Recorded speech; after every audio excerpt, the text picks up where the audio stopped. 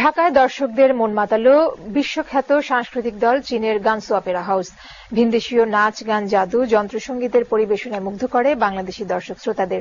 বাংলাদেশ ও চীনের মধ্যে কূটনৈতিক সম্পর্ক স্থাপনের 40 বছর পূর্তি এবং চীনা নববর্ষ উপলক্ষে এই জমকালো অনুষ্ঠান হয় শিল্পকলা একাডেমিতে।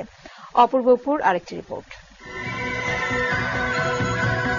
ভাষা না বুঝলেও প্রকাশভঙ্গির গুণে ভাষার দুর্বোধ্যতা হার মানে কখনো কখনো। চীনের সাংস্কৃতিক দলের এই পরিবেশনা তা যেন মনে করিয়ে দিল আরো একবার। সুদূর চীনের গানসু প্রদেশ থেকে আসা শিল্পীদের একের পর এক নৃত্যের ঝংকার হল ভর্তি দর্শককে পিনপতন নীরবতায় বাধ্য করে। দর্শক মুগ্ধ হয়ে কেবল উপভোগ করে নাচের মুদ্রা, সাথে মঞ্চে নানা রঙের আলোর বিচ্ছুরণ। চীনের ঐতিহ্য নিয়ে গীতনৃত্য পরিবেশনা, পাইপার বাউস মন কাড়ে সবার। 32 সদস্যের দলের পরিবেশনায় নাচের ফাঁকে ফাঁকি ছিল গান, এছাড়া ছিল জাদু প্রদর্শনী।